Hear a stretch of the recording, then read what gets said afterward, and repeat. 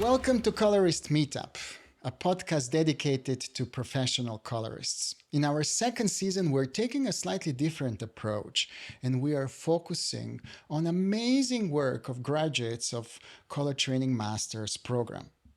On their journey to graduation, they had to deliver a white paper and a research, and some of them are just absolutely fascinating. We're not only going to learn incredible things on subject of color grading, but also we're going to meet the future and rising stars of color grading world. If you're interested to learn more about this master's program, please head over to color.training. And don't forget to subscribe and like and share to help us reach more people interested in color grading like you. Lorenzo, good morning. Good morning. Good morning. Good morning, Dado. Thank you Very very happy much. to be here. Yeah, thank you for connecting. I'm very, very happy that we finally are able to connect and that we're going to do this because, I was telling to all of my friends and colleagues about the amazing work you did. I'm so happy that we're now going to be able to present it to the public as well. Lorenzo, before I start, before we go on to the subject of Lawrence of Arabia, I really, like to start this conversation with always a simple question. My first question is always, how did you become a colorist that you are today? Well, I started in the editorial department. Then I pivoted to advertising, and I kind of thought that I needed to go back to film, to work in film in a more artistic way. So that's when I discovered your training, color training, and yeah, I've learned a lot from you. And tell me, and where are you? I'm in Santiago de Compostela. This is a city in Spain, in the northwest of Spain, just above Portugal. There's the way of Santiago. It's kind of pilgrimage Yeah, city. it's famous actually. It's famous. Yeah. Yes, Interesting. yes. And do you work there? Do you have your own company there, or how do you work? Yeah, I have my own company. As I said, the last years I've been the last 15 years I've been working primarily in advertising and a little bit in film, in editing. And right now I'm shifting towards being a small boutique, color boutique. Yeah. Wow, interesting. I love it. I absolutely love to hear the stories. I actually always inspires me when people follow their passion, and then when they're brave enough to to kind of decide to do what they love. That's right. Maybe it was a midlife crisis. I don't know, but Yes or no? I just needed to do something that I was passionate about, and the last years I have in front of me to do my best, working in something that I'm passionate about. Your work is absolutely wonderful. Actually, I have to say that besides this absolutely amazing research that you did on this movie, I mean, your grading and your work is really really on a top level, and it's just always interesting for me to find colorists that are not necessarily in Hollywood or in London or in New York, that are able to do this such an amazing work and these great results. This is really like one of the reasons why I'm so happy, to share your story with the rest of the world, because I believe there is more people like you, people who, feel that there is more to life than just the daily grind and following your passion is just really something, that is possible to do, because what you definitely achieved is just amazing. I wanna now move now to the actual of your thesis you did as a part of the master's degree, where chose to study the film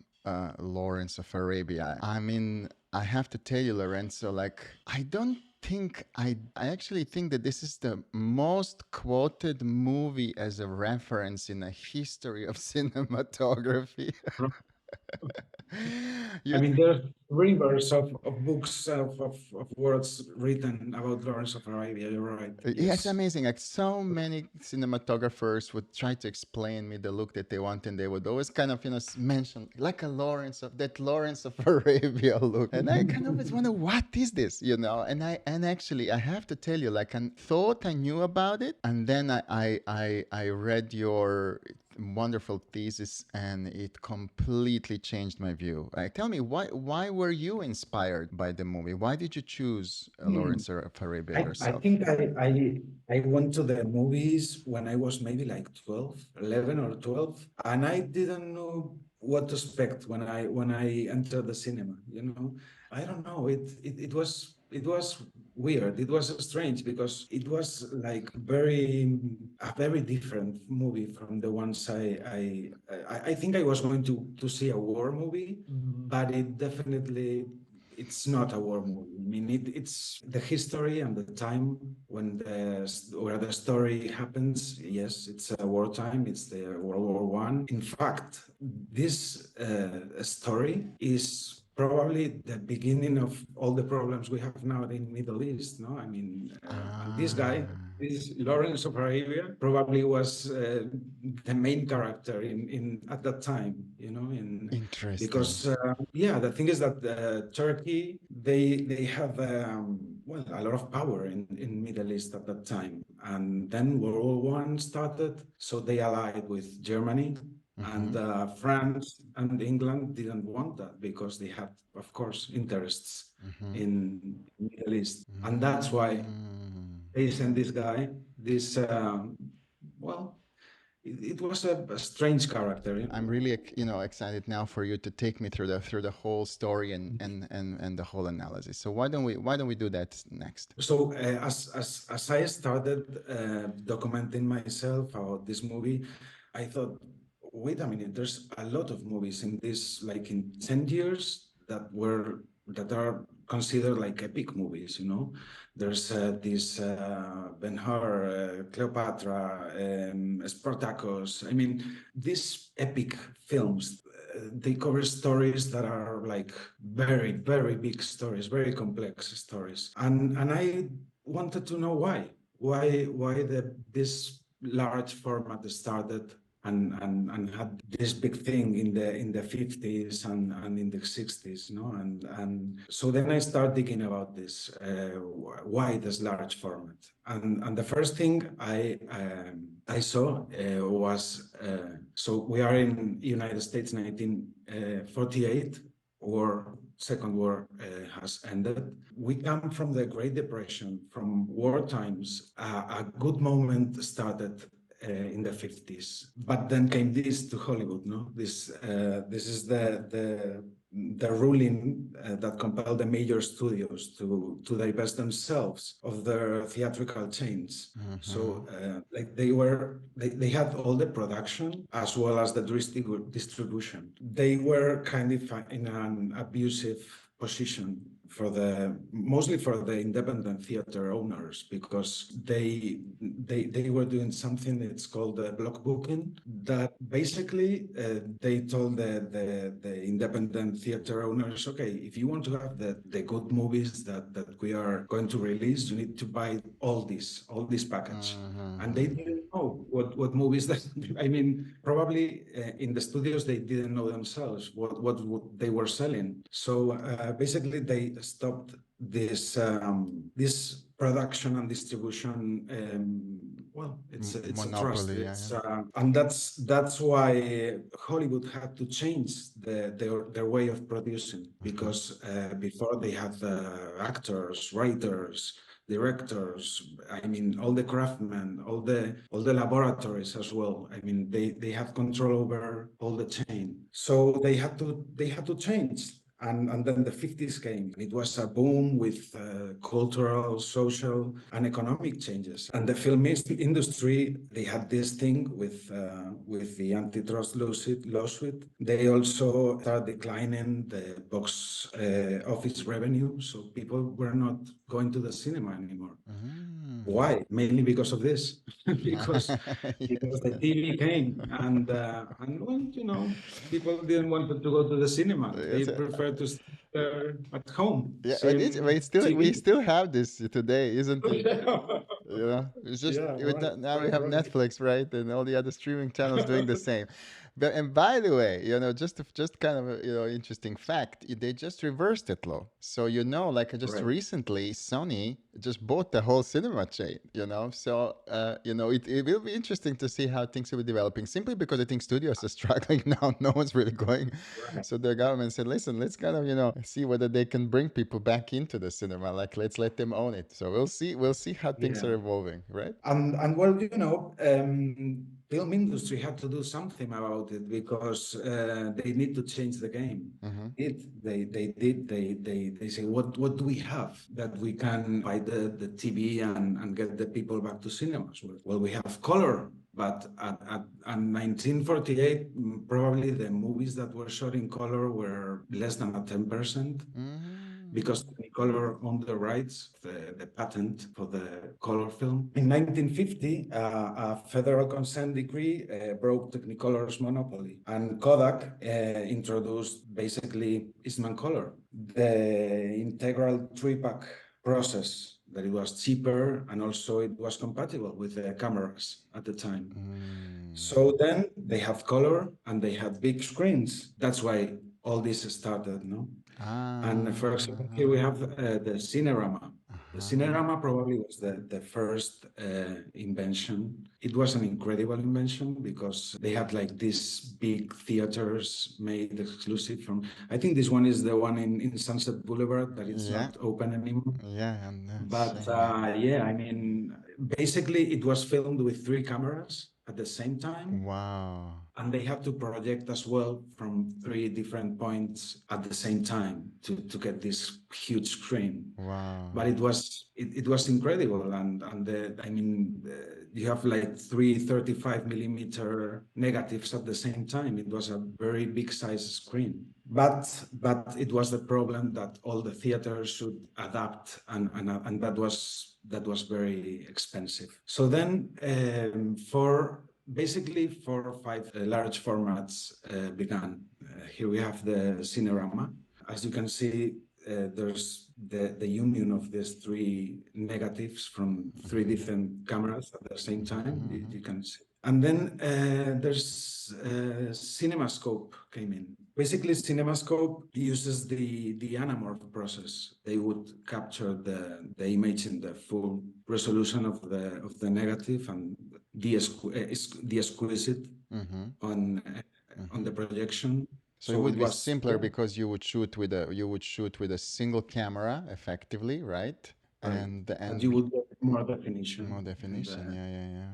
the Excellent. projection. Yeah. So basically, just to summarize, so what's happened is like, okay, so the people are not going to cinema. What we're gonna do to bring them back? Oh, we'll have Right. a color because that's what people don't have at home, right? So first thing we're gonna do is color. So we'll give them more. We'll give them something that they don't have. And how about we Mhm. give them this amazing experience of a big theater, which is basically going to be, an experience that people would never even be able to imagine at home on a small, black and white TV. So this was really like, so they use technology as a way to, draw audiences back into Back. theaters. Cope and VistaVision and Todo, they are like independent companies, or are they owned by studios? Who are these? Who's behind these technologies? Yeah, basically it was backed up by studios. For example, VistaVision was mainly with Paramount. Mm-hmm. CinemaScope, I believe it was the 20th Century Fox, Mm-hmm. and Mm-hmm. I mean each one had their own bit in Mm-hmm. a system, a different Mm-hmm. system. And what is VistaVision doing? The thing about VistaVision, it's a very clever invention actually, because they rotated the negative like 90 degrees. Ah. So they get more surface of negative to have more definition. Ah, And wow, interesting. Yes. Ah, yeah. actually, Hitchcock shot a lot of movies with VistaVision system. Interesting. It's actually a very clever solution. Yeah, yeah, yeah. And then the I mean, that I remember like a Christopher Nolan when he did the Batman. I think he still used some VistaVision. You know, I think he had a few shots of VistaVision inside. So these cameras still Mhm. exist today, effectively, some of them, isn't it? Right, Yeah. right. And what about the Todd AO? So Michael Todd was involved in Cinerama, and then he developed his own system. And basically, with collaboration with the American Optical, they used 70 millimeter film negative. Ah, Actually, it was 65, and the five was for the soundtrack. They set the frame rate at 30 frames per second and five perforations per oh wow, frame a lot of in film. the negative. So they had kind of problems to convert it to 35 millimeter projectors because of the frame rate. Mm-hmm. And mainly that's when Panavision came in Mm-hmm. with the Super Panavision 17. No? It Mm-hmm. was at 24 FPS, also a 65 millimeter camera. And for example, this is a comparison between the negative. First movies was Ben-Hur, William Wyler's Ben-Hur, and I think they used anamorphic lenses as well with the 70 millimeter Oh to get wow. this kind of Rachel. It was, I mean, gorgeous. And right now, I would like to say as well, for example, when I was for the finals in Hollywood, I went to Universal City to the IMAX, well, to watch the movie Dune 2 in 70 millimeter because I mean I cannot go here. It's very few theaters have that kind of projection. More movies that happen at the same time, more or less. But basically, And what was specific, they were all using the Panavision Super 70 format, right? that's right. That's right. Mm-hmm. Yes. So that kind of Yes.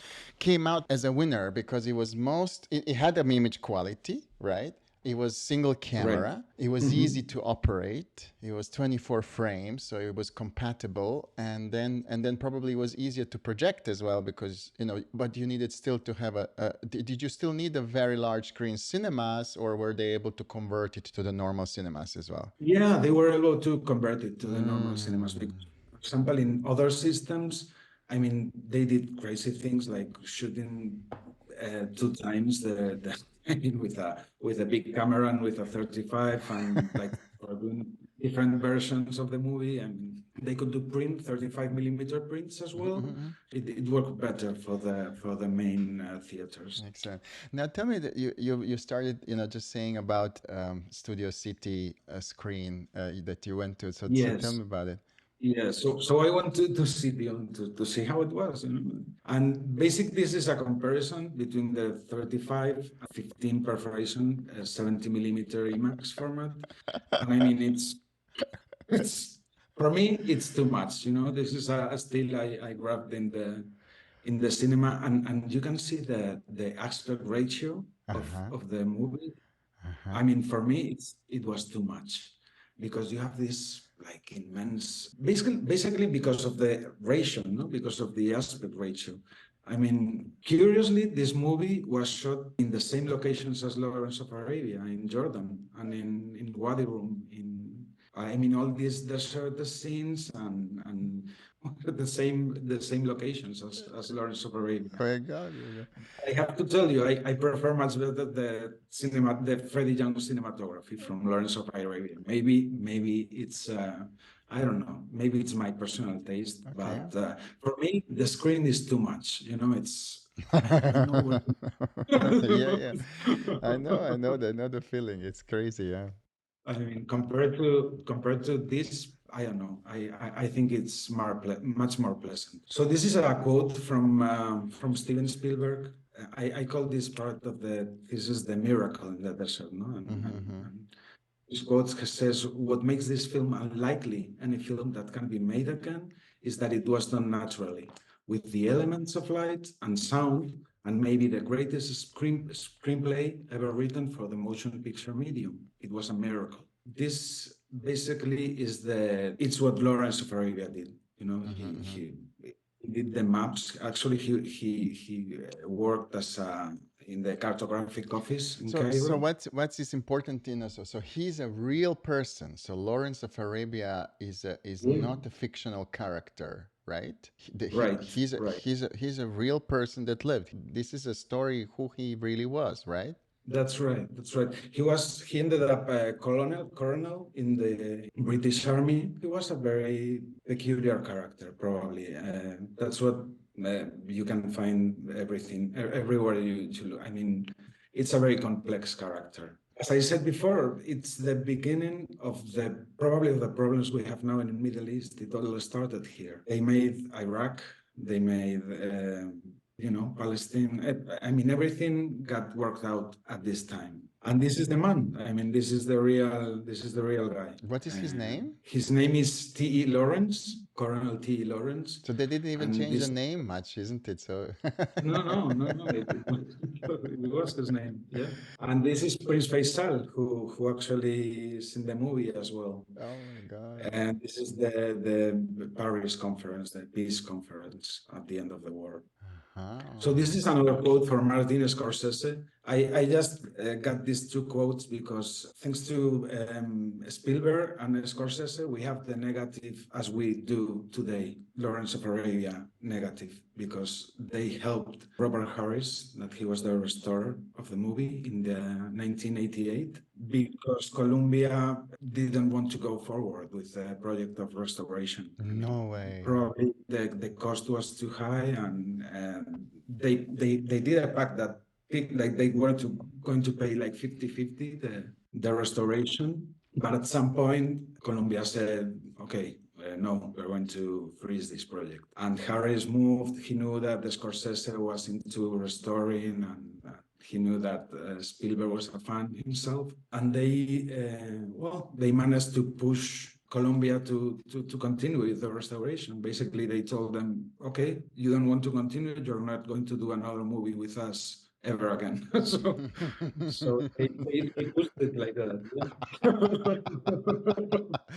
that's And a, you, that, that's a reason enough. and you have to know that at this time, Colombia was owned by Coca-Cola company. Oh So no. yeah, they were looking for profit. You know, it was at that time there was no archiving. It just didn't exist. Actually, Harris says in some interview that when he found the cans of the film, they were like wrapped, like in very bad shape, Oh my very very God. bad shape. Oh my God. Yeah. Oh my God. This is just incredible.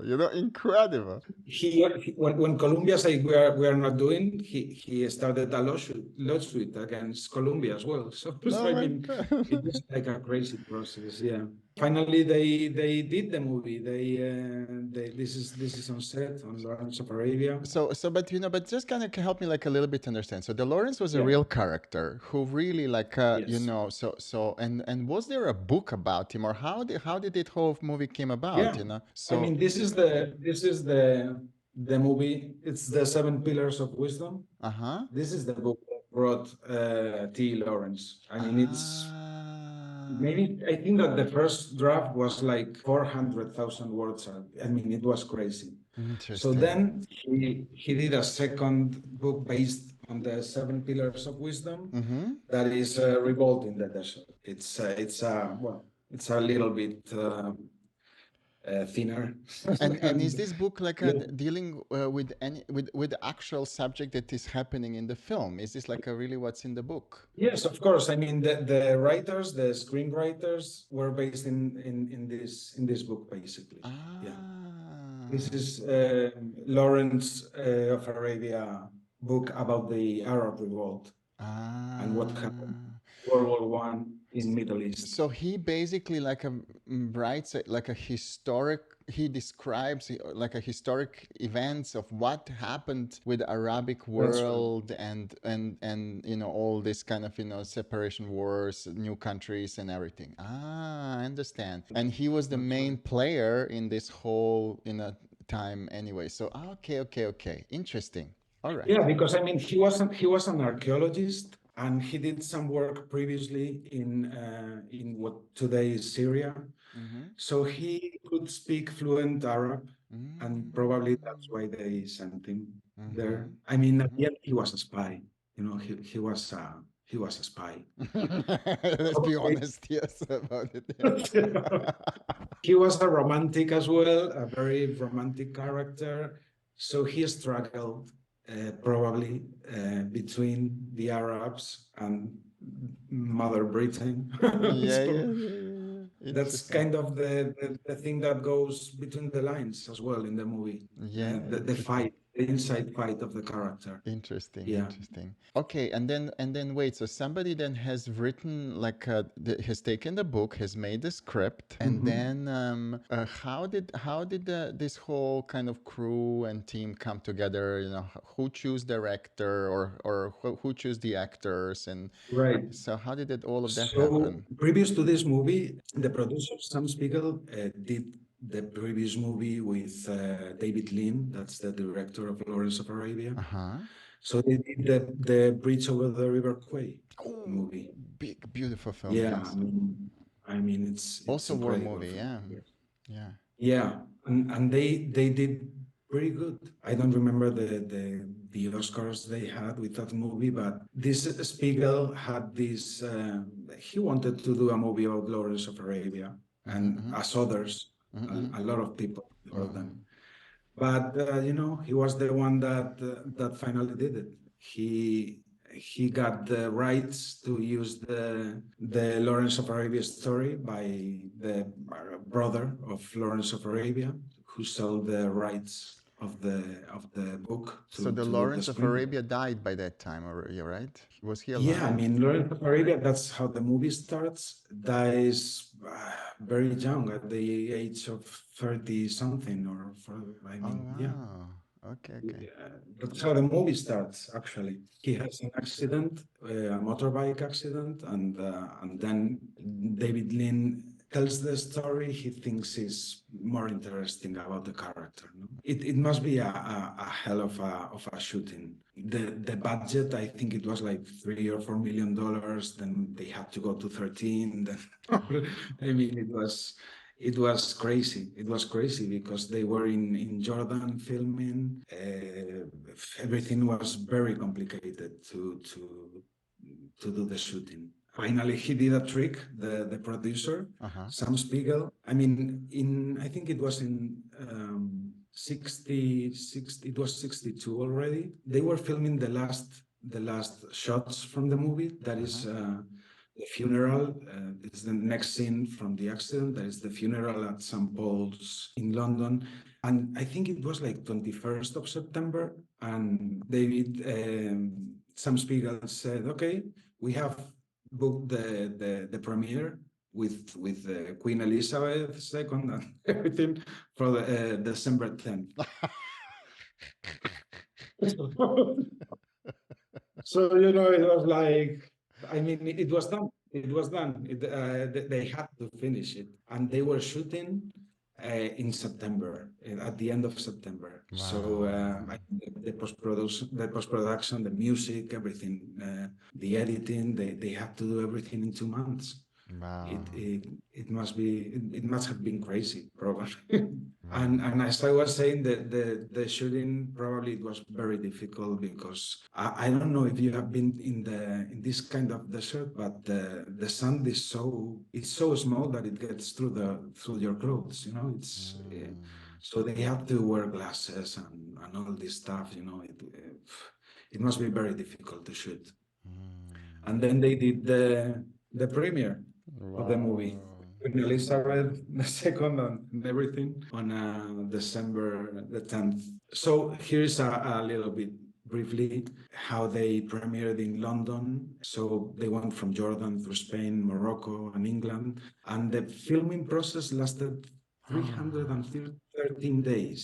That's Wow. actually the days they were shooting because since they started to the end, it's more time. I mean, it's more than a year. Wow. So this is still one of the longest shooting schedules in cinema history, and probably that's why it got out of budget several times. Oh my God. Oh my God. And Columbia was Yeah. bankrolling it, right? They were basically, yeah, Yeah. unbelievable. This is a quote from Roger Ebert. He was an American film critic. I think it's very interesting. I'm going to say it says the word epic in recent years has become synonymous with big budget movies. What you realize watching Lawrence of Arabia is that the word epic refers not to the costs or the elaborate production, but to the size of the ideas and vision. Bernard Herzog of Aguirre, The Wrath of God, didn't cost as much as the catering in Pearl Harbor, but it is an epic. And Pearl Harbor, it is not. I mean, it's true. I don't know if you watched that movie, Aguirre and The Wrath I of don't God, but remember. It was with what's his name? Klaus Kinski, right? Klaus Kinski, Yeah, that's right. yeah, Yeah. yeah, yeah. Super. Yeah, And he's right. Probably the whole movie costed less than the catering in Pearl Harbor, but yeah, you know. yeah, yeah. I'm terribly sorry for interrupting, but I just have to tell you about something really interesting. If this is a type of content you really like, I wanted to let you know about a group we have created called the Art of Color Research Group, where if you become a member, you get every month new seminars, new guest lectures, and also you get access to the world's biggest library of research papers on subject of color grading, as well as a library of more than 20 guest lectures by some of the Hollywood's biggest, and also library of seminars on subjects like DCP, ACES, color management, camera matching, live grading, and so on and so on. Also, you have a chance to use a special GPT tool that's going to help you develop your own DCTLs. You get access to some really cool tools for color management and LUT design, and you just become part of this amazing colorist research community. Head over to Color the Training and look for Art of Color Research Group. The film is presented in two parts, separated by an intermission. We have to say that the duration of the movie right now after the restoration process is in 224 minutes. That's Very long. it's a very long movie, yeah. And yeah, I mean, it actually starts with the death of the main character. So in 1935, T. Lawrence, played by Peter O'Toole, is killed in a motorcycle accident. After the starting credits, that is like this frame here, he starts a ride with his bike, and suddenly he starts going faster and faster, and this generates like this contrast with shadows and then there's the accident. You know, his memorial service is at St. Paul's Cathedral, and as you see, it's a very gray, with very muted colors. I mean, yeah, it's the English weather. Yeah, yeah. And after that, Lawrence is presented in Cairo. He's working in an office doing cartographical work. And then this character that it's Dryden, Mr. Dryden, he's kind of a spy also from the Arab Bureau, and he wanted to meet Prince Faisal, so the Arabs could help them in the revolt against the Turks. So then is this part that it's the entry to the desert with this gorgeous cut. It's a cut from the match, close the match, and then we have this sunrise. At real time, the sun goes up, and then we are in the desert. It's color, just it's amazing because before we had a very muted colors, very gray film to this point. So then the entry to the desert is it's like a birth of the character. No, he kind of changes The And story really well, begins right at that the moment, you know. story, that's right, that's right. That's when the story begins, and that's what director David Lean thought that it was the most interesting part of this character, of this real character that Mm, was T. Lawrence. No? beautiful. And we have this sequence that it's I mean the first thing that David Lean told the cinematographer Freddie Young was that he wanted to film a mirage. That time in any film, it had never been done before. Freddie Young, I have this book here with it's actually a autobiography of Freddie Young, cinematographer, and well, you can see him here with the telephoto lens with restorer Robert Harris, and he's holding the Ah. 500 millimeter lens he used Oh my for the God. yeah. I mean, I it's didn't it's even know they amazing make them. because They make the, but really, they had a yeah, 500 he mil. was at the time he was looking for the material to shoot. He found out this lens. They were testing this lens in Panavision, and he said, "I want that lens for the Mirage." And yeah, Beautiful. And that that scene was goes the forever, isn't it? This is like a very, very long shot. yeah. It is actually David Lean wanted to have the 10 minutes of uncutted shot, and but later on he did they did they edited, and well, it's gorgeous anyway. Mm. And the scene is incredible because well, William Wyler told David Lean that he if he wanted to make a great turning point, or to get the audience to surprise the audience, he told first you must bore them to death.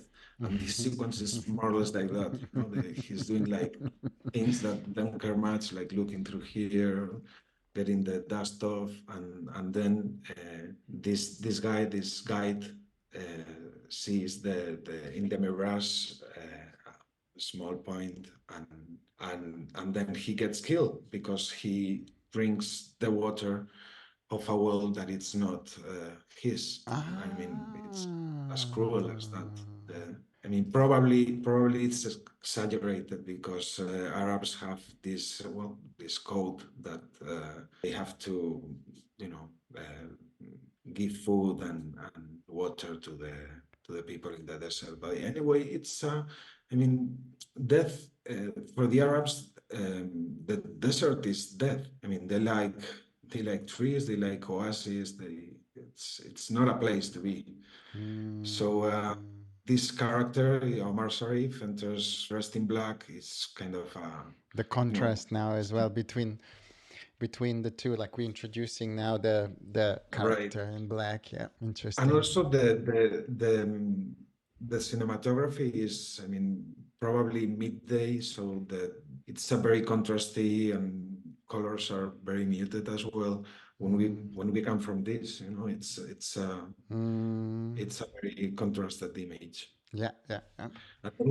And then we have he finally meets Faisal, and it was his mission to Mm-hmm. meet Faisal, the prince, and he meets as well on his way Colonel Brighton, his officer.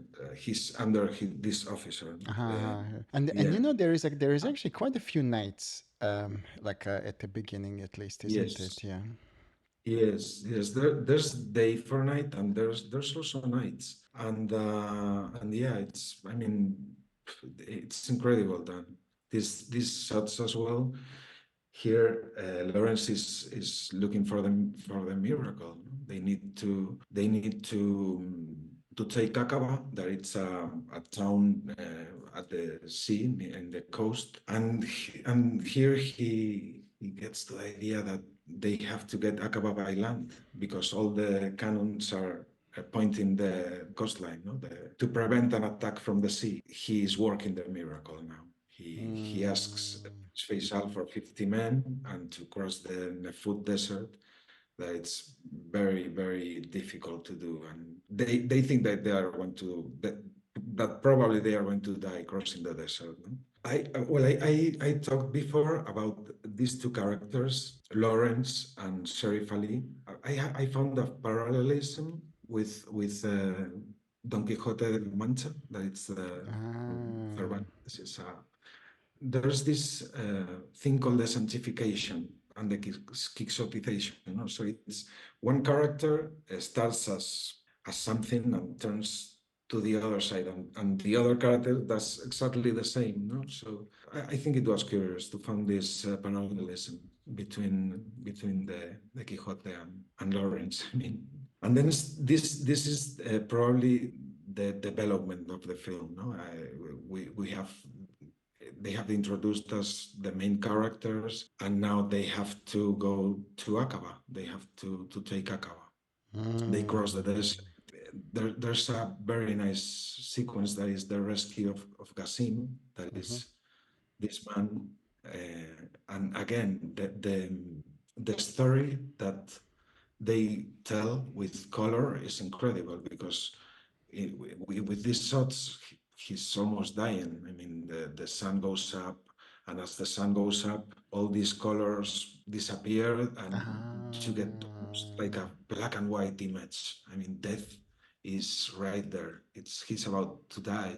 He starts like getting all his things off, and then Lawrence knows that he has fall off the camel because the camel just alone appears, and everyone says he's dead already. It is written, and he said nothing is written. So he goes to save him, and when he comes back, color comes again with the sunset, and Ah. he's part of the tribe now because he has been reborn. Also, he has a new name. He's not Lawrence anymore. He's Lawrence, Mhm. and he gets with these Bedouin costumes because they have accepted him as part of the tribe. Also, in this scene, Serif Ali burns his uniform, Mhm. and the destruction of the English uniform and the surrender of this Bedouin costume are really the final proofs of the Arabs accepting him into their midst and becoming part of their tribe. Yeah, Mm. and it's nice how they use the costumes to kind of reflect how the character is feeling and how he's progressing. We will see now. Here you see it's like it's kind of like a Jesus Christ with these robes. And then this is meeting the character played by Anthony Quinn, that it's Auda Abutai. Well, he needs them. He needs his tribe to fight the Turks as well. I mean, this scene here, it's amazing. They actually bring to the shooting a lot of tribes. I mean, real people to make like a village. It's incredible. Something that probably we will never see anymore. Like. Unless in CGI, Yeah, right? yeah, yeah, that's right. That's right. And But interesting how, like, the whole rock and the warmth of the rock suddenly kind of happens. So that's probably where we're starting feeling stronger for them because they're joining more forces. right, Yeah. So this is where the story is getting more positive, more we are rooting for him, and the color is just getting richer and that's right. stronger. Yeah. That's right. Yeah. Nice. They are going for Aqaba.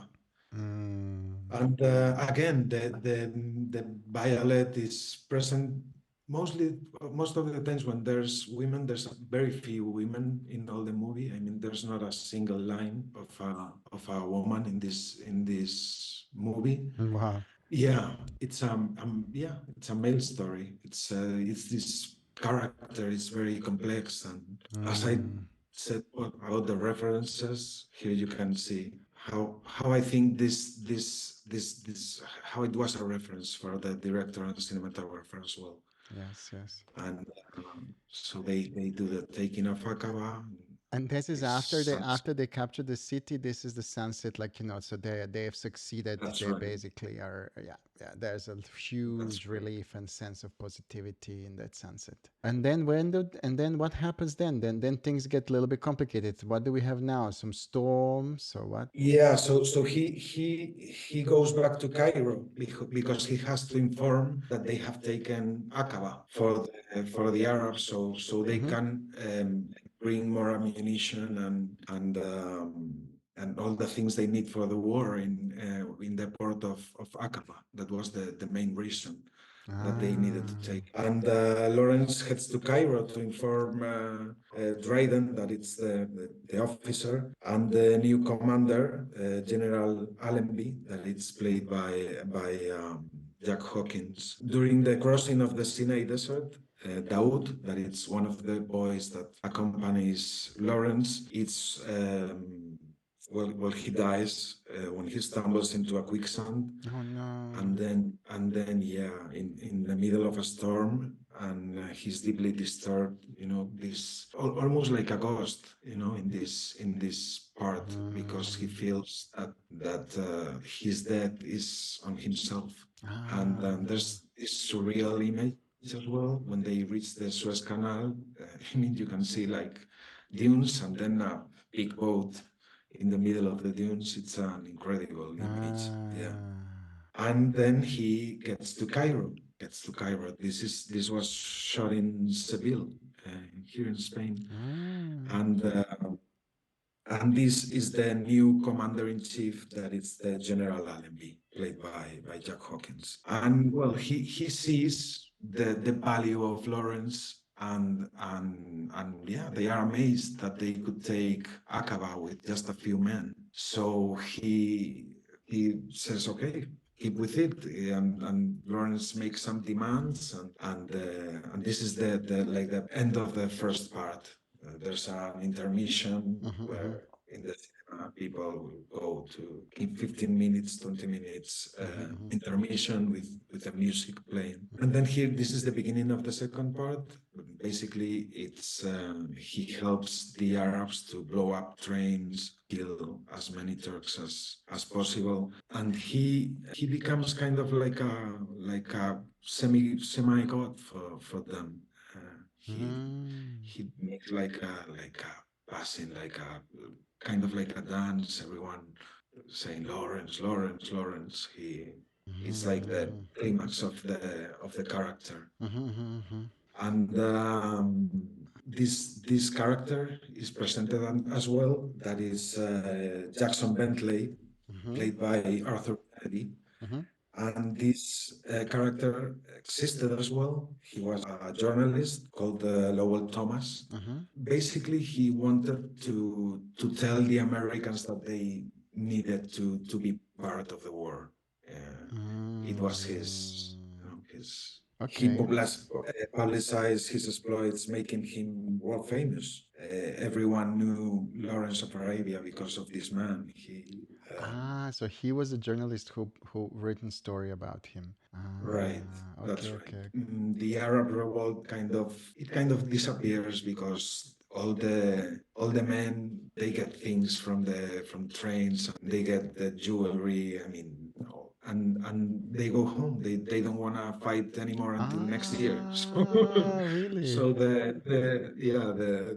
the military men that don't understand this, but it's the way it is. So Lawrence knows it and says, well, we have to wait until the next season. Oh, wow. And then blowing up a train, the other boy that accompanied Lawrence gets really injured. Lawrence has to kill him because he knows that if the Turks get him, they are going to torture him. Oh my God, so And he yeah, kills his right hand man, right? yes. Mm. And from this point, the character, I mean, it starts going down, kind of madness, and we'll see now Yeah, here. yeah. Dark, dark, dark, Yes, yes, dark, and it's dark. and he kind of Oh my wants God, to it's all night, this huh? to happen to him. Yeah, yeah. I mean, can you imagine these shots in a screen like, I don't know, 25 meters long? This is I think it's the most close-up shots of all the movie, and it's really violent to watch it. This scene, And what it's is it happening in that doesn't. scene? This is like what he's been captured by Turks or what? That's right. That's right. He gets captured, So this is the and really the lowest kind of moment in his life, right?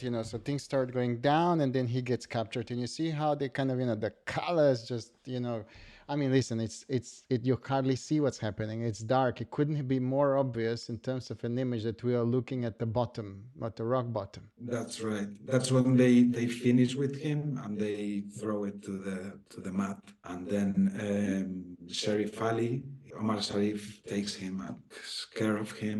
But I mean, the sequence is very between the lines. You know, there's no. I mean, of course, it's a violence scene because you see like this shot of his lips, and then you see his eyes. He knows what's going to happen, and he strikes the bay, the Turkish bay, Jose Ferrer, that it's Mm-hmm. this character. So he gets stripped, prodded, and for striking out the bay, he's flogged and thrown out in the street. He's like that in the mud, the character. And then he recovers himself with the help of Ali. Mm-hmm. And then well, he goes back to Jerusalem. He has a reunion with his commander. You know, he says he doesn't go back anymore. He's done. But finally, the general manages to convince him to strike again and to keep the revolt. And that's Basically, the purple flag in the background. yeah, yeah, and that is really, I mean, the color chords, the use of the violet, pink, I mean, black, yellow.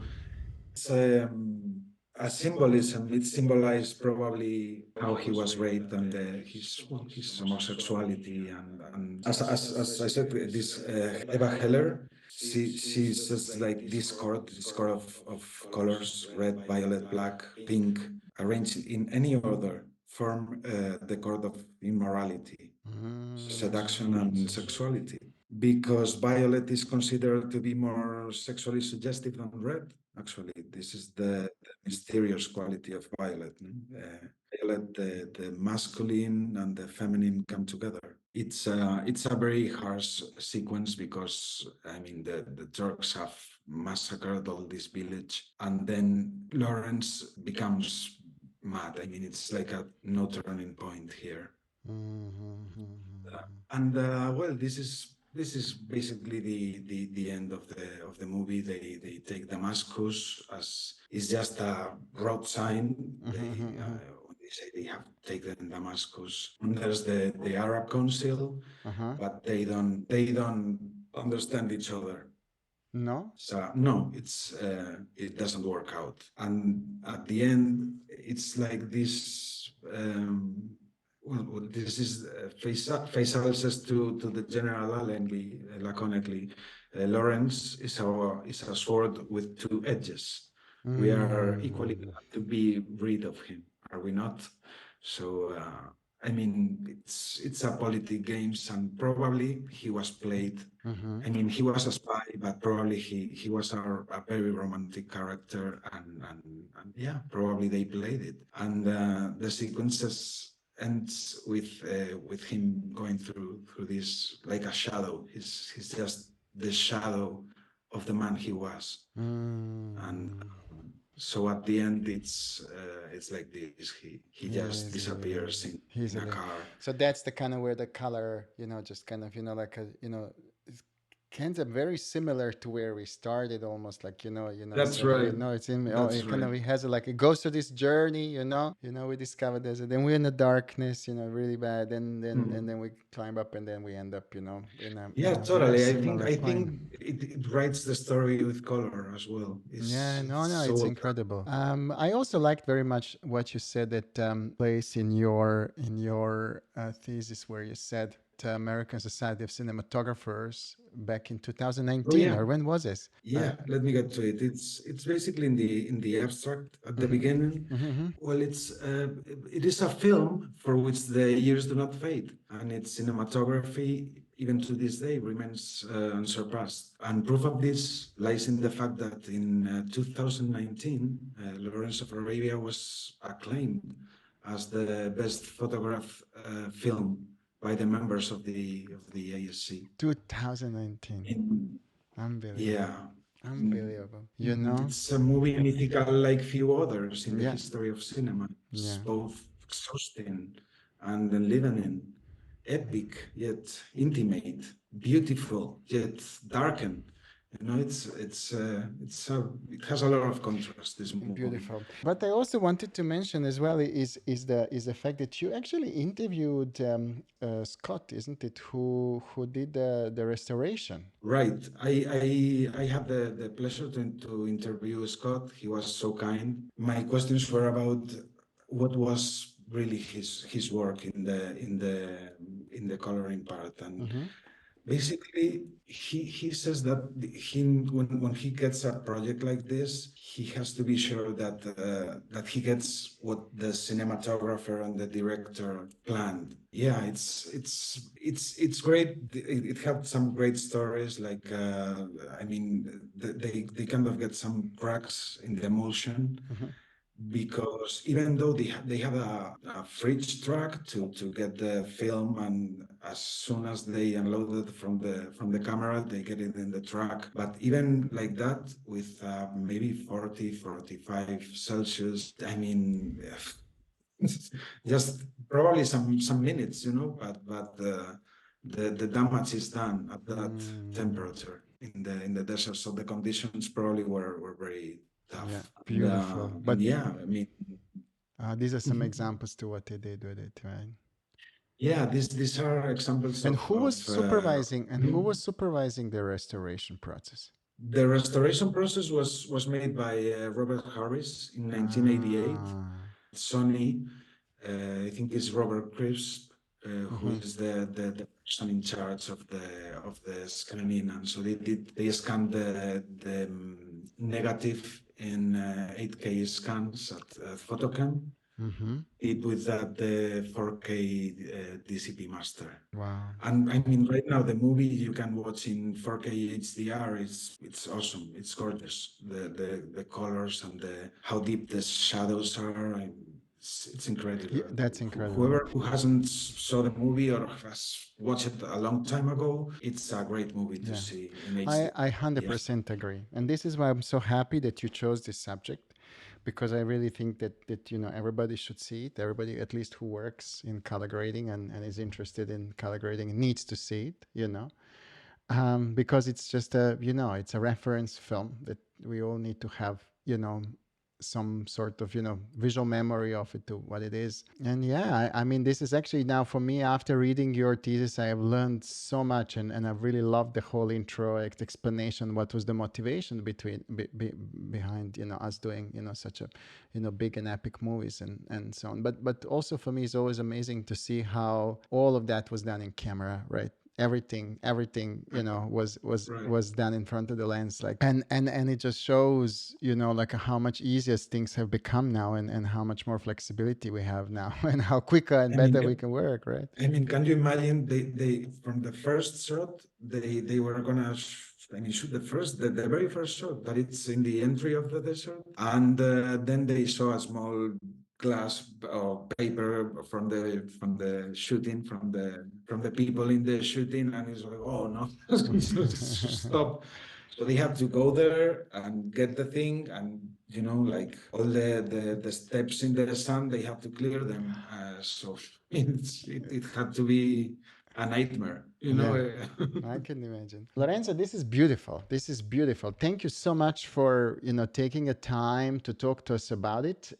Your thesis is available as well to download to, in our library as well. And I, encourage all our students to use our research library for that and have access to it. I also wanted to ask you if there is anybody who wanted to get in touch with you, how they can do that. Where can people find you? Yeah, I mean, I have here my contact as well. You can write me, talk about Lawrence of Arabia, films, color. I'm all open to that. And yeah, I mean, with this keyword, you can get in touch with me. It's my email and well, my contact Fantastic. as well. Fantastic.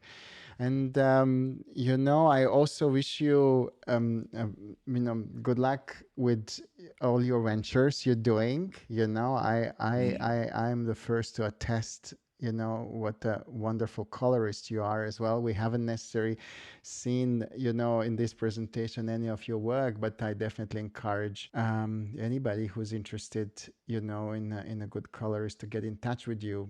There is certainly a level of sensitivity you bring to the trade. I love it, and your attention to detail and absolutely fascinating work and research you did on this. It was I mean, amazing, and one of the biggest surprises. I did never expect that we will see something elaborate as this, and maybe one day we should publish this as a little ebook, because it is really. It took me a few days to actually read it, but it was very entertaining. It is full of absolutely stunning information that we can't necessarily fit into only 1 hour that we talked about it. But regardless, I feel that all of you who've been listening to this, that you got inspired. So Lorenzo, thank you again one more time. Thank you so much for your kind words, Dado. Yes. Thank you. And I'm looking forward to seeing you at the Look Academy as well. So, this summer Okay. you'll be our guest of honor. So I want to make sure you join and we work with you again and we see some of your work at the Academy. Thank you very My much. pleasure. Thank you See very you much, soon. Dado. Thank you. Bye bye. Bye bye.